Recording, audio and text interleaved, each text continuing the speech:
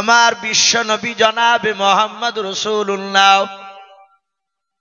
সাল্লাল্লাহু তাআলা আলাইহি ওয়াসাল্লাম নবী আমার ডাক দিয়ে বলেছিলেন, চাচাও আমি জবান দিয়ে বলবো না, আপনার হাতে যা ভরা আছে, আপনি বাড়ি থেকে যা তুলে নিয়ে এসেছেন চাচাও, ওই ব্যক্তিকে আমার হয়ে সাক্ষী দেবে বলুন।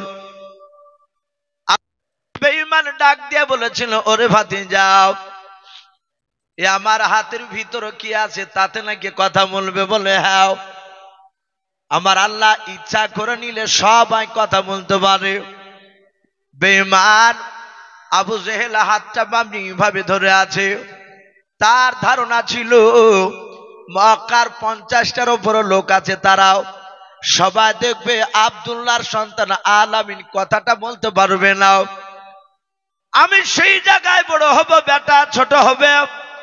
আল্লাহ রসুল বলেন, চাচা আপনার হাতের ভিতরে যা ভরা আছে তাতেই কলমা পড়বে।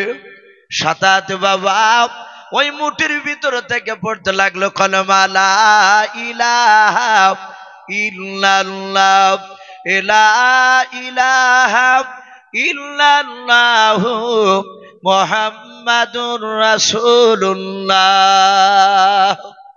সাল্লাল্লাহু তাআলা আলাইহি ওয়াসাল্লাম। আবু জেহেল একেবারে আশ্চর্য হয়ে গেছে, এ আব্দুল্লাহ এত বড় জাদুকর। সে মনে মনে চিন্তা করছে যে আমার হাতের ভিতরে পাথর, এ তো ওর হে কলমা পড়ছে। রাসূল মুচকে মুচকে হাসছেন আর বলেন, চাচা আর কিছু বলবো? আবু জেহেল বলে, আয় ভাতিজা তাহলে বলো আমার এই হাতের ভিতরে কটা পাথর ভরা আছে? বিশ্বনবী বলেন, চাচা আপনার হাতের ভিতরে 11টা পাথর ভরা আছে। কিন্তু আবু জেহেল তাড়াহুড়া করে পাথর তুলেছে, কিন্তু সে গনেও তুলেনি, একেবারে ছোট ছোট পাথরগুলো। আবু জেহেল চিন্তা করছে, বেটা এ সত্য বললো না মিথ্যা বললো? লোকের সামনে আবু জেহেল হাত কানা এইভাবে বের করে খোলার পর নিজেই গুনছে, গনে দেখছে 11টায় পাথর ভরা আছে। বলুন সুবহানাল্লাহ। আমার বিশ্ব নবী বলেন, চাচা তাহলে আপনি কলেমা পড়ুন। আবু জেহেল বলল, বাবা এখন আমি সিদ্ধান্ত নিতে পারিনি, আমাকে একটু সময় দাও, আমি বাড়ি থেকে চিন্তা ভাবনা করে এসে আমি তারপরে তোমার কলেমার কথা বলবো। আমার বিশ্ব নবী চলে গেলে নবীজি তখনও বললেন না যে তুমি আবু জেহেল তা, নবী তখনও কিছু বলে নাই। বেঈমান আবু জেহেল বাপজি রাত্রিবেলা বাড়ি চলে গেল। বাড়ি যাওয়ার পর সেই সময়কার গোটা মক্কার সবচেয়ে বাপজি 6 থেকে 7টা তাবর তাবর নেতা ছিল, তারা বদমাইশ। তার মধ্যে থেকে 1 নম্বর বদমাইশ নেতা ছিল আবু জেহেল। সে ডাকলো উতবা, সাইবা, আবু সুফিয়ান, আবু লাহাব, এইসব কয়েকটা বাপজি বেঈমান নেতাগুলো রাত্রিবেলায় তারা একত্রিত হলো। উতবা সাইবা বলল, ভাই আবু জেহেল কি ব্যাপার, তোমার কপালে ঘাম দেখতে পাওয়া যাচ্ছে কেন, এত চিন্তিত লাগছে কেন? আবু জেহেল বলল, ভাই খোঁজ রেখেছো? বলে কি খোঁজ? বলে আজ মক্কার লোকেরা আমাদের বাপ দাদার ধর্মকে ত্যাগ করে প্রায় আস্তে আস্তে ওই আব্দুল্লাহর সন্তান মুহাম্মদ সাল্লাল্লাহু আলাইহি ওয়াসাল্লামের দলের দিকে হয়ে যাচ্ছে। বলুন আলহামদুলিল্লাহ। আবু জেহেল উতবা সাইবা বলল, ভাই আমি আজকে ওই আব্দুল্লাহর সন্তান মুহাম্মদ সাল্লাল্লাহু আলাইহি ওয়াসাল্লামের কাছে গিয়েছিলাম, ওরা তা দুরূদ পড়ছে না, আমি নিয়ে গিয়ে তাকে আমি আড়াল করে পাথর নিয়ে গেছিলাম, বেটা বলে দিয়েছে। ভাই শুনে নাও, গত 3 দিনকার আগেকার একটা ঘটনা ঘটেছে, তুমি কি খোঁজ রেখেছো? বলে না তো। বলে এমন কি খোঁজ রেখে কি কি ঘটনা ঘটেছে বলো। আবু জেহেল বলল, ভাই আমরা যত চেষ্টা করছি রাসূলের দ্বীনকে তাড়াতাড়ি মিটিয়ে দেওয়া, কিন্তু তত তাড়াতাড়ি এই মুহাম্মদ সাল্লাল্লাহু আলাইহি ওয়াসাল্লামের কথা চারিদিকে ছড়ে যাচ্ছে। বলুন আলহামদুলিল্লাহ। পৃথিবীর এখনো মানুষ আছে, এখনো এক শ্রেণীর বেঈমানেরাও তারা চেষ্টা চালাচ্ছে বাপজি দুনিয়ার বুক থেকে মুসলিমদেরকে বাপজি শেষ করে দেওয়া। কিন্তু এরা উঠে পড়ে লেগেছে। এরাও জানে যে আমরা যত চেষ্টা করছি গোটা পৃথিবীর দিকে লক্ষ্য করে, গোটা পৃথিবীর বাপজি মুসলমানদের যে জরিপ দেখাচ্ছে যে যেইভাবে গোটা পৃথিবীর অমুসলিম থেকে মুসলিম হচ্ছে, তা আপনার নিচু ঘরের মানুষ নয়, সব হাই র্যাঙ্কের শিক্ষিত মানুষ। তারা এমন ভাবে ঈমান আনছে, এটা 2000 বাপজি আপনার সাল চলছে 24, গত বাপজি প্রায় 2017 সালের কথা বলছে। তারা তখনকার জরিপে তারা দেখেছে যে যেইভাবে মুসলিম বাপজি আপনার বাড়ছে দিন দিন, অমুসলিম ঈমান আনছে। 2030 থেকে 32 সাল হতে হতে গোটা পৃথিবীর এমন কোন আকাশে বাকি থাকবে না মাথার উপরে সেখানে কলেমার পতাকা উড়বে না। জোরে বলুন সুবহানাল্লাহ। এটা এক শ্রেণীর বেঈমানেরা জানতে পেরেছে, তাই বাপজি তারা উঠে পড়ে লেগেছে মুসলমানকে শেষ করা, কিন্তু পারবে না। ওই আবু জেহেলের, বিশ্ব রাসূলের জামানায় আবু জেহেলও চেষ্টা করেছিল যে নবীর দিনকে বাপজি দমে রাখার। আপনারা হয়তো অনেকে ভুলে যাচ্ছেন, এই যে কর্ণাটকের বাপজি যে মুস্কান বলে যে আমার যুবতী বোন কলেজে যাচ্ছিল, আপনারা অনেকে ভিডিওতে দেখেছে, স্কুটি গাড়ি ধুয়ে আপনার যাচ্ছিলেন কলেজের ভিতরে, আর এক শ্রেণীর বাপজি বেয়াদবরাও তারা জয় শ্রীরাম বাপজি তারা স্লোগান দিচ্ছিল। কিন্তু ওই মেয়েটাও ভয় না করে, কিন্তু এটা আল্লাহ রসুল বলেছে, যারা প্রকৃতি ইমানদার হবে, সে বেটা ছেলে হোক আর মেয়ে ছেলে হোক, যারা প্রকৃতি আল্লাহওয়ালা হবে তারা একমাত্র আল্লাহকে ছাড়া কাউকে ভয় পায় নাই। বলুন আলহামদুলিল্লাহ। ভয় পায় কথা বলুন। এ তো মুসলিমরা সিংহের জাত, এরা কাউকে ভয় পায় না। ওই মুস্কান নারীটা শুধু নারায়ে তাকবীর কয়েকবার বলাতে গোটা পৃথিবীর মুসলমানের ইমানকে জাগিয়ে দিয়েছেন। জোরে বলুন আলহামদুলিল্লাহ। প্রায় জায়গাতে মানুষ অবাক হয়ে গিয়েছে।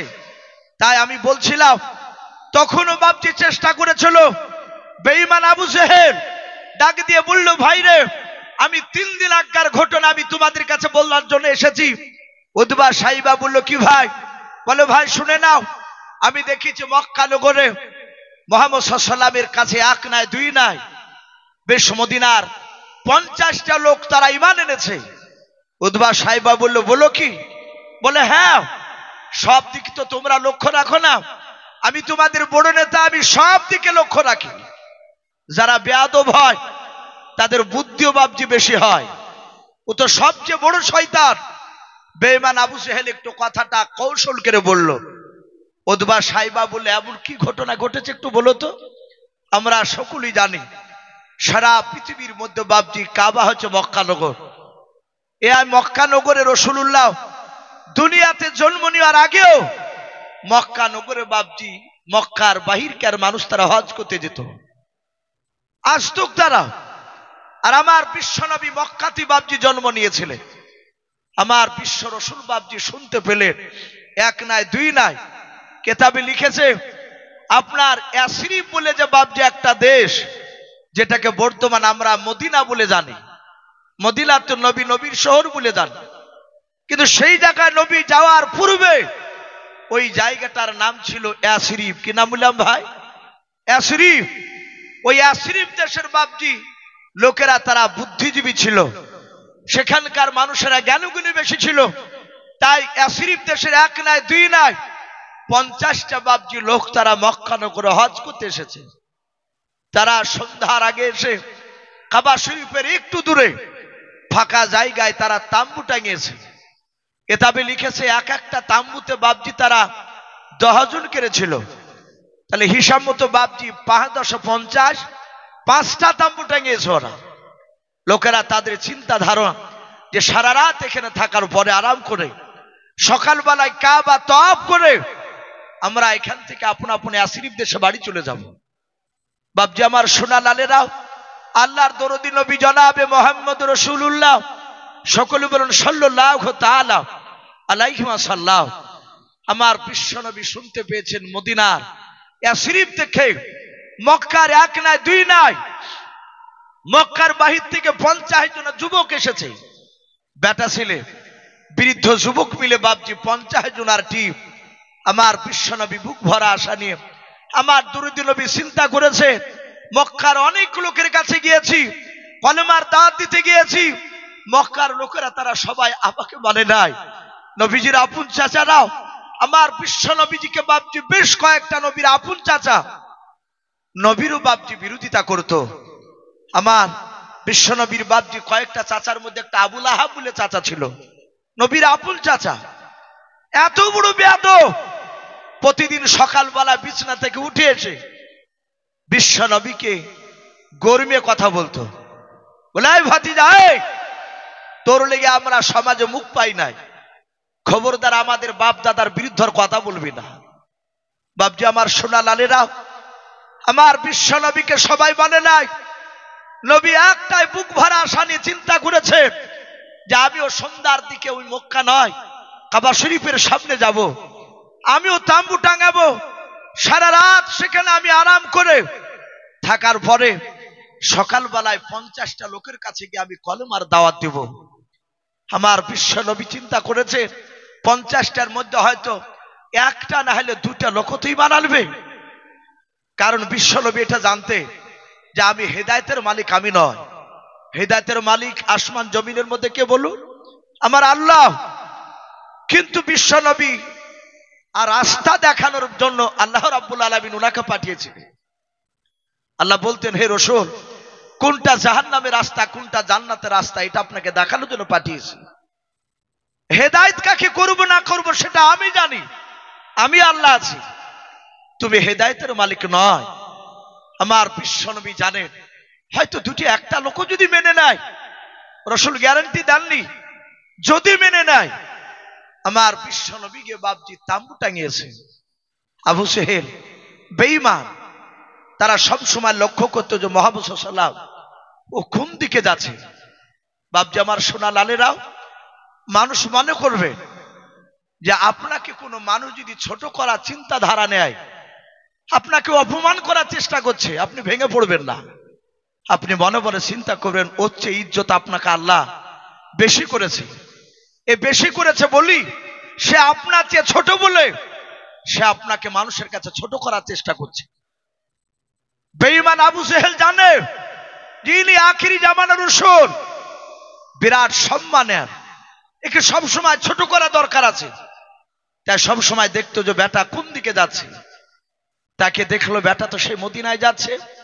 কিন্তু আবু জেহেলরা এটা জানতো যে কোন লোক মুহাম্মদ সাল্লাল্লাহু আলাইহি ওয়াসাল্লামের কথা যদি কেউ 5 মিনিট শুনে, ওই লোকটা নবীর দলে না হয়ে থাকতে পারবে না। বলুন আলহামদুলিল্লাহ। বাপজি আমার সোনা লালেরাও, আমার বিশ্ব নবীকে বাপজি ওমর, আপনারা অনেকেই জানেন ওমর তলোয়ার নিয়ে রাসূলুল্লাহকে মারতে গিয়েছিল ওমর। কিন্তু ওমর যখন বাপজি ঈমান আনলে, ওমর বিশ্ব নবীর মাত্র 5 মিনিট কথা শুনেছিলেন।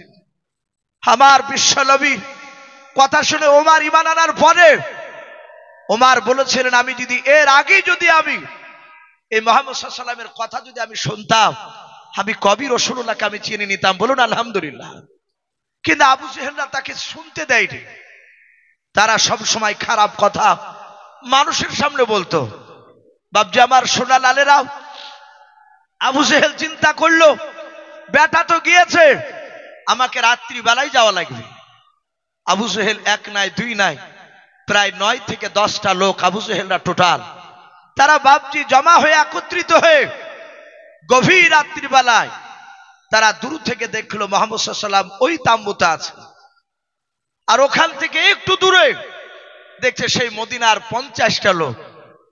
আবু জেহেল ওই লোক দলবল নিয়ে গিয়ে প্রতিটা বাপজি তাম্বুতে যাচ্ছে আর চিৎকার করে ডাকছে, এই আসিরিফ দেশের লোকেরা, এই আসিরিফ দেশের লোকেরা। আমার বিশ্ব নবীর নয় আবু জেহেলের ডাক শুনে তারা তাম্বু থেকে বেরিয়ে আসলো। বললো ভাই কি ব্যাপার, আমাদেরকে ডাকলে কেন? বললো ভাই শোনো, আমরা তোমাদেরকে ভালোবাসি। বললো ভালোবাসো, ভালো কথা, কিন্তু এখানে এসেছো কেন? ডাক দিয়ে বললো তোমাদেরকে একটা লোক থেকে সাবধান করতে এসেছি। বলো কোন লোকটা? বলে ওই দেখো তাম্বু দেখতে পাচ্ছ? বলে হ্যাঁ। বলে তাম্বুর ভিতরে যে লোকটা আছে সে হচ্ছে মক্কার সবচেয়ে বড় 1 নম্বর পাগল। ওই লোকটা তোমাদের কাছে নয়, তোমরা রাত্রিবেলা যদি লোকটার কাছে না যাও, সকালবেলায় তোমাদের প্রতিটা তাম্বুতে ওই লোকটা আসবে, ওই পাগলা। সে একটা নতুন কথা শোনাবে, তার কথা যদি না শোনো তাহলে তোমাদেরকে মারতে মারতে শেষ করে দেবে। তাই তোমাদেরকে সাবধান করে দিচ্ছি, ওই পাগলার কাছে তোমরা যাবাও না। আবার ওই পাগলা সকালবেলা যদি তোমাদের কাছে আসে, ওকে আসতেও দিবা না। সম্মানিত ভাইরা আমার, বাবা জীবনেরাও, যখন এই কথা বলল, আবু জেহেল আরো বলল, ভাই ওই তাম্বুর ভিতরে পাগলার কাছে পাথর ভরা আছে, শুদ্ধি ওর কথা না শুনলি পাথর দিয়ে মারবে। বলে তাই? বলে হ্যাঁ। সঙ্গে সঙ্গে আবু জেহেল বলল, ভাই সাবধান করে দিলাম, খবরদার যাবাও না, ওকে তোমাদের কাছে আসতে দিবা না। বলে অসুবিধা না, যাও। কিন্তু বাপজি, মানুষের একটা স্বভাব আছে, মানুষকে যেখানে ডাকা যায় সেখানে মানুষ কম যায়, আর যেখানে মানুষকে যেতে বারণ করা হয় সেখানে মানুষ দেখবেন ব্যাপক হারে যায়। যাত্রা মঞ্জুদিতা যাত্রা দেয়, ও আপনার মানুষকে ওখানে বারণ করলে মানুষ শুনবে, কথা বলে। এই যে লোক এখন ফাঁকা হয়ে আছে, যাত্রা যদি হতো তা আসরের পরই বাপজি মাঠ ভর্তি হয়ে যেত। যদি বলে রাত্রি 9টার সময় চালু হবে, মানুষের জায়গা দিতে পারতো না, এত মানুষ খারাপ জায়গায়। তো মানুষকে যেখানে বারণ করা যায় সেখানে মানুষ যেতে চায়। মদিনার লোকেরাও, আসিরি বই দেশের লোকেরাও, তাদেরকে আবু জেহেল বলল যে ওই তাম্বুর ভিতরে পাগল ভরা আছে। আবু জেহেল বাড়িতে গিয়ে আনন্দ মদ খেয়ে মেতে গেল, আর এদিকে 50টা লোকের ভিতরে আল্লাহ রাব্বুল আলামিন তলবার শুরু করে দিয়েছে। এরা বলা বলি করছে, ভাই বয়স্ক লোকেরা যুবকদেরকে ডেকে বলে, এই যুবকেরা, এই তোমরা ওই পাগলটাকে দেখেছো? বলে না। বলে দেখো নাই? বলে না, দেখি নাই। সঙ্গে সঙ্গে ডাক দিয়ে বলল, শুনে নাও ভাই, ওই পাগলটা মোটা না কালো এসব তো আমরা কেউ দেখি নাই। যুবক ছেলেরা বলে, চাচা আপনারা দেখেছেন? বলে না, আমরা তো প্রথমে এসেছি এই মদিনা থেকে মক্কাতে। যুবকরা বলল, চাচা আমরাও তো এসেছি আজকে, এর আগে তো আসি নাই।